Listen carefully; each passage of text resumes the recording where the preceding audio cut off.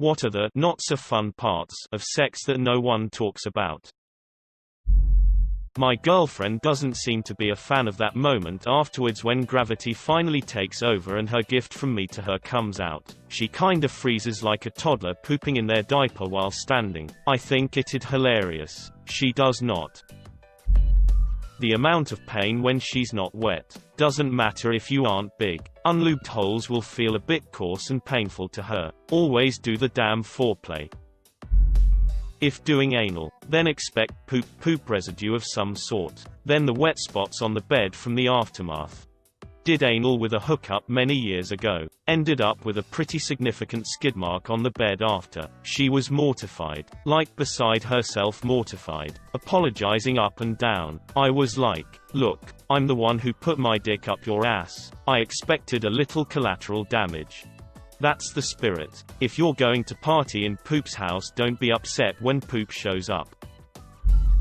Getting fingered by someone who did not cut their fingernails. Or someone who just cut theirs fingernails. When the dong slips out. When you overheat. Sweat dripping on you. Finding an after-sex towel. UTIs. Strained muscles. Blowjobs with severe cotton mouth. Someone being painfully rough unless you're into that. The smell afterwards. Sometimes the sweat makes the bed wet. Either partner being unwashed. The person on top panting and you breathing the same air. The person on top panting and you breathing the same air. Maybe it's gross, but I think that's extremely intimate. Unless they have bad breath. So no morning just woken up sex for you. My husband's breath smells like shit stuffed in a rotting whale corpse in the morning. It's worse than the cat's breath. And the cat doesn't brush his teeth. If you're like me, you sweat fairly easily, so being on top means I'm dripping off my face and usually it landing in or around my girlfriend's eyes and mouth. We've often talked about a sweatband, but I'm not sure if it would increase passion or cause laughter. Come poke me. Ooh, I'll grab the headband and be right in. Hee hee. Hee hee. Get it? Never mind. Put the sweatband on in the morning when you wake up and don't take it off until after you have had sex. If you two are going somewhere together, she will have sex with you just so you won't wear the stupid sweatband. Trying to gracefully avoid touching other bodily areas with the butt finger. Fishing out the pube from your mouth after going down on someone. A bed that makes more noise than the person you're having sex with. Semen is such a bitch to wash away. Lube is a pain in the ass to clean up. The dog never wants to move from its spot on the bed. Long hair getting in the other person's eyes. Choking on pubes. Never being able to get the pube out of the back of your throat. Semen or lube between your butt cheeks. Poop on butt toys. Accidentally forgetting which finger was in whose butts. Eating someone out ass or puss and getting toilet paper in your mouth. Getting rug burn on your pussy from a guy who has harsh stubble. Being able to feel when a girl has to shit if you finger her. I will update when I think of more. Update. Being able to feel poop in someone's asshole when you finger it. Update 2. Forgetting to wash your hands after fingering a girl's pussy and then smelling vag later in the day when you're eating. Having someone come in your ass and farting poopy jizz for hours after. Use cold water to wash cum off. It's protein-based, so hot water makes it stickier and harder to wash away. How about TFW? Your cock comes all the way out in the current motion, and your brain stretches the following half second into eternity before the next damaging painful blow comes if you're not perfectly lined up to go straight back in. When you're in the middle of it and realize you have to pee, so the rest of the time you're just kinda focused on that. Sometimes when hooking up you find someone that is trying to have sex with some fantasy in their head, instead of the person they're with. You'll be making out with this person or sucking their dick and they'll say something like, yeah, you like that, you sick f***, and it's a complete turn off because whatever scene they're trying to play out was not discussed nor talked about at all beforehand. And it's usually really awkward when they start randomly trying to play out that you're some creep taking advantage of them. Also, if you're having butt sex, the smells, and possibly running into something. A third one is people putting their fingers in places and not washing their hands after, and then they're just walking around touching things. Calf cramps. Dear God. Oh, and when she bounces a little too hard on top and you slip out and get crushed. The break in between, especially if it's your first time as a couple, or one night stand or friends with benefits etc., that's a different kind of awkward. The shame of getting tired out before you have come. The I am holding in my fart as not to ruin the mood moments.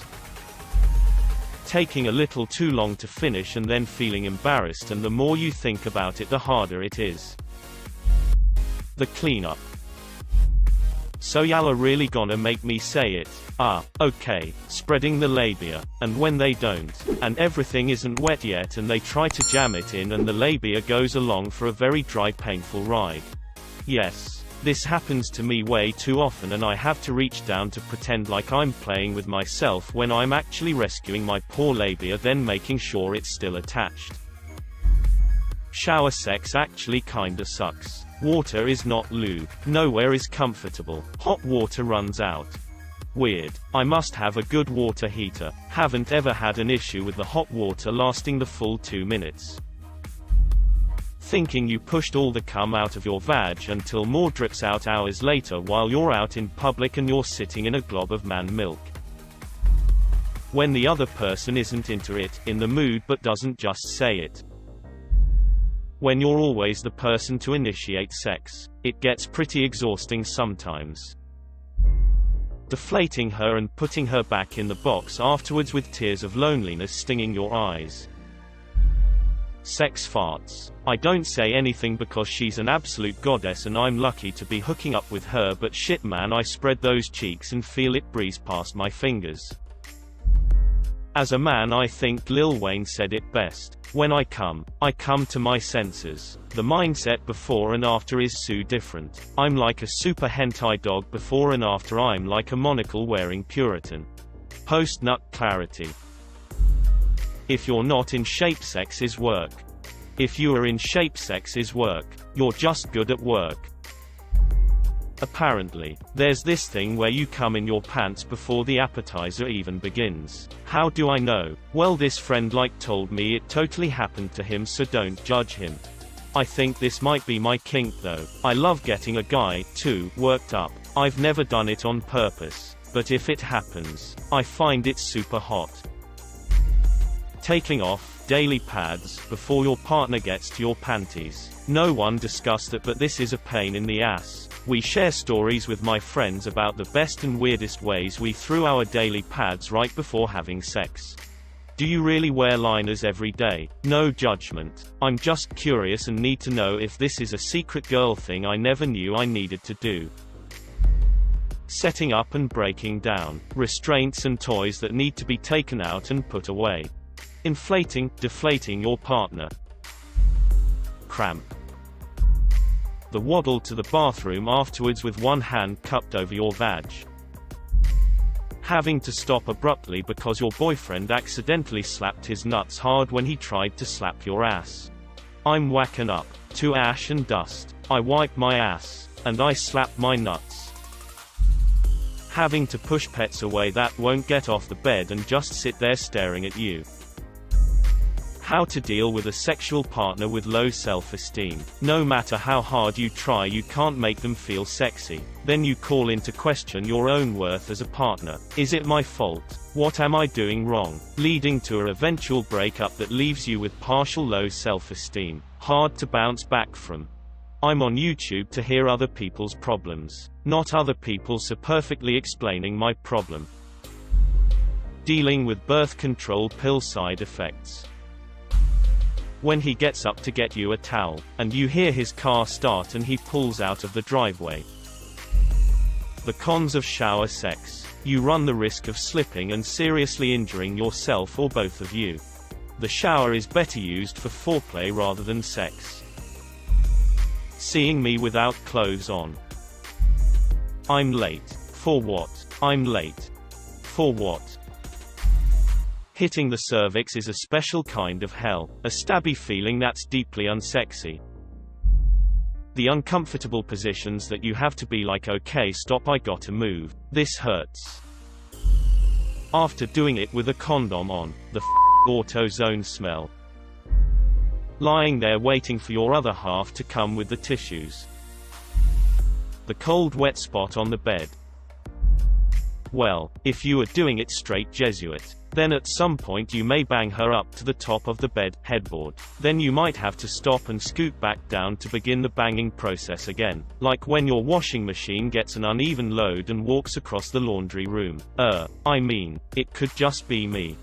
Kind of like those old typewriters where you had to slide them back to the starting position once you heard the ding.